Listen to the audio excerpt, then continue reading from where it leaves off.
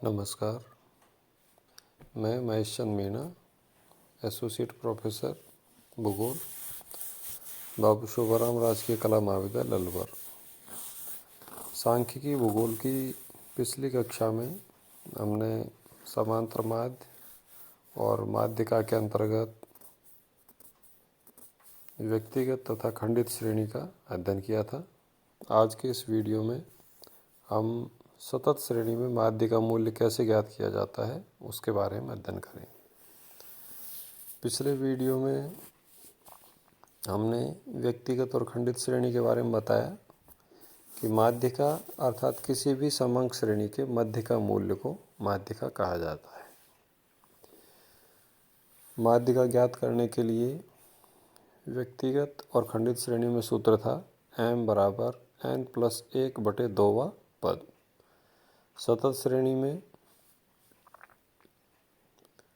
वर्ग अंतराल दिए जाते हैं और वर्ग अंतराल के सामने उनकी उस वर्ग अंतराल की आवृत्ति दी हुई जाती है।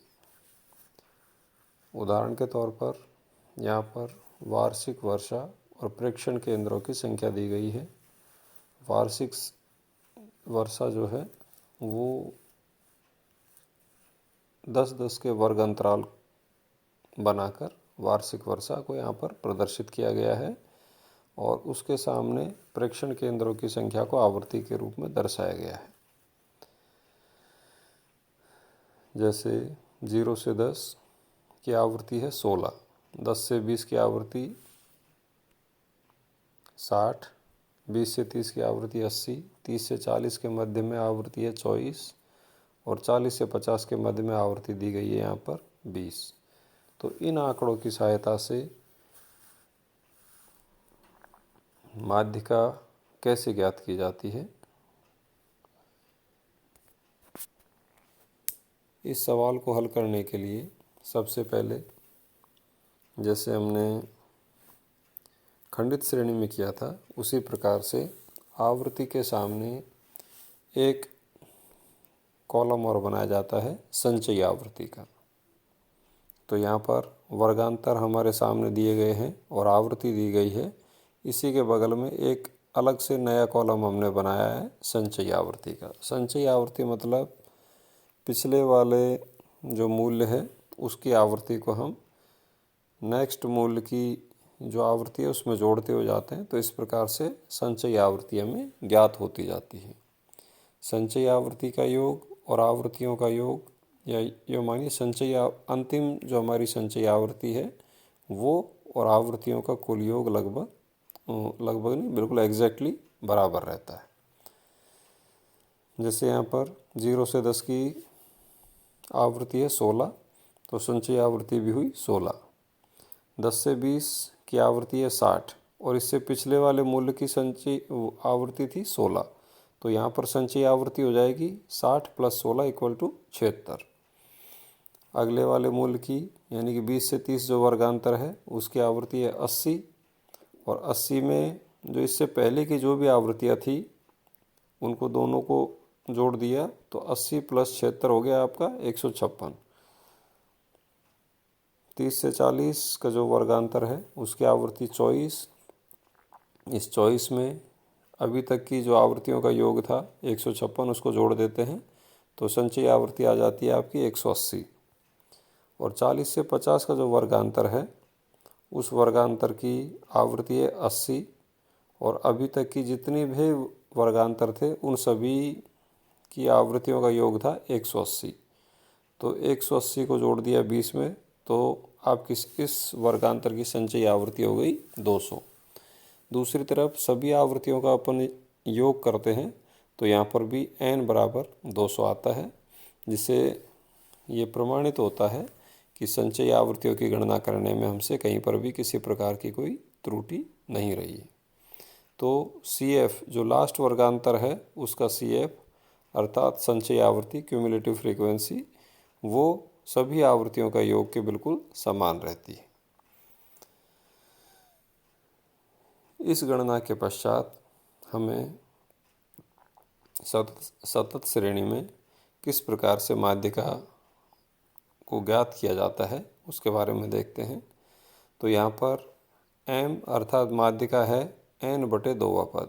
अभी तक जो खंडित श्रेणी और व्यक्तिगत श्रेणी पड़ी थी उसमें m का जो सूत्र था, माध्यिका का जो सूत्र था वो था n+1/2वां पद, जबकि सतत श्रेणी में माध्य का मूल्य ज्ञात करने का सूत्र है m बराबर n/2वां पद।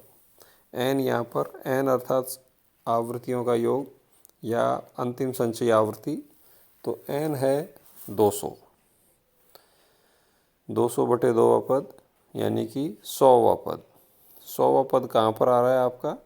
जैसे प्रथम वर्गांतर है 0 से 10, दूसरा है 10 से 20, इसकी संचयी आवृत्ति है आपकी 76, और तीसरा जो वर्गांतर है 20 से 30, इसकी संचयी आवृत्ति आ रही है आपकी 156।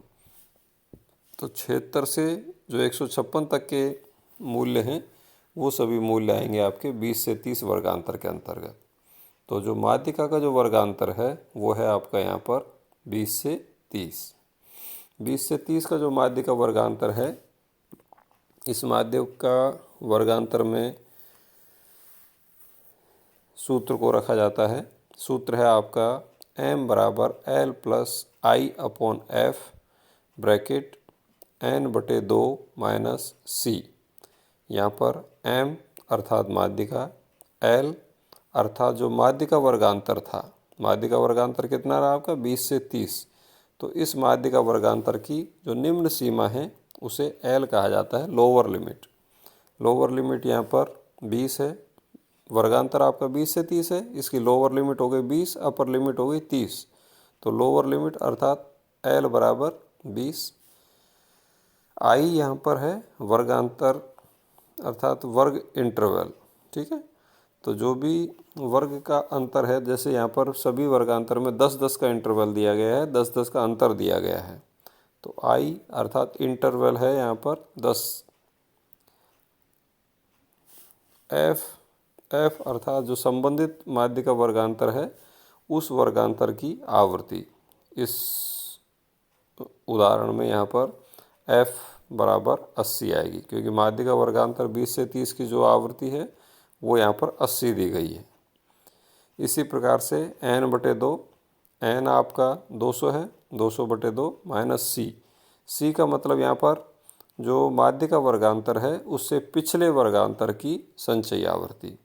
तो माध्यिका वर्गांतर 20 से 30 है, इससे पिछला वर्गांतर है 10 से 20। 10 से 20 की संचयी आवृत्ति यहाँ पर दी गई है 76। तो c बराबर पिछले वाले माध्यिका वर्गांतर से पिछले वर्गांतर की संचयी आवृत्ति। इन सभी वैल्यू को इस सूत्र में रखने के पश्चात m बराबर 20 + 10/80 ब्रैकेट 200/2 माइनस 76। तो इन सभी को कैलकुलेट करने के पश्चात, गणना करने के पश्चात हमारा माध्यिका आ जाता है m बराबर 23। यहाँ पर ये भी आप चेक कर सकते हो कि जो भी माध्यिका आएगा, जैसे यहाँ पर माध्यिका है आपका 23, तो ये जो भी माध्यिका आता है वो उसी माध्यिका वर्गांतर के बीच की वैल्यू रहेगी। जैसे माध्यिका वर्गांतर यहाँ पर हमारा 20 से 30 है, तो माध्यिका की जो वैल्यू रहेगी वो 20 से अधिक और 30 से कम यहाँ पर आएगी। तो इससे ये क्लियर हो जाएगा कि आपने जो सवाल किया है वो सही है अथवा गलत है। गणना करते समय कई बार हम कुछ त्रुटियों को कर देते हैं। जैसे ये जो आपका सूत्र दे रखा है इसको भी एक बार देखिए आप, m बराबर L+I/F bracket n/2 minus c bracket बंद।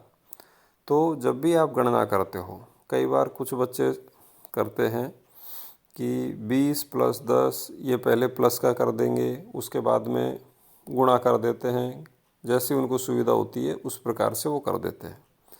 जबकि आपको जब भी कभी आप गणना करते हैं हमेशा एक चीज़ का ध्यान रखना है कि प्लस और माइनस यानी एडिशन और सब्ट्रैक्शन, जोड़ अथवा बाकी का जो काम करते हैं वो सबसे अंत में करो। सबसे पहले ब्रैकेट के अंदर की आपको गणना करनी है। जैसे ब्रैकेट के अंदर की जो वैल्यू दे रखी है आपकी n/2 माइनस c, तो सबसे पहले इस ब्रैकेट के अंदर की गणना करना है। उसके बाद में जो डिवीज़न है, भाग देने का काम है, वो करना है। उसके बाद गुणा करने का काम करना है और फिर जोड़ना अथवा घटाना, इन दोनों में से आप कोई भी काम कर सकते हो। एक सूत्र है BODMAS, BODMAS, अर्थात bracket open, division, multiplication, addition और सब्ट्रैक्शन। यानी कि सबसे पहले ब्रैकेट के अंदर की गणना करना, फिर भाग देना, गुणा करना, जोड़ना और घटाना। तो इस प्रकार से आपको क्रम से, यानी इसी क्रमबद्ध तरीके से गणना करनी है। यदि आप पहले जोड़ लगा दोगे, घटा दोगे और फिर ब्रैकेट को ओपन करोगे लास्ट में जाके, तो आपका जो उत्तर है वो उत्तर गलत आएगा। तो इस प्रकार से आपको जब भी कभी गणना करनी हो, पहले ब्रैकेट के अंदर की गणना करना, उसके बाद में भाग देना और गुणा करना, और प्लस माइनस में कोई भी आप आगे पीछे कर सकते हो। तो तभी जाके आपके सवाल का सही हल आपके सामने आएगा। आज के इस वीडियो में केवल इतना ही। अगले वीडियो में हम आपको बहुलक के बारे में समझाएंगे। धन्यवाद।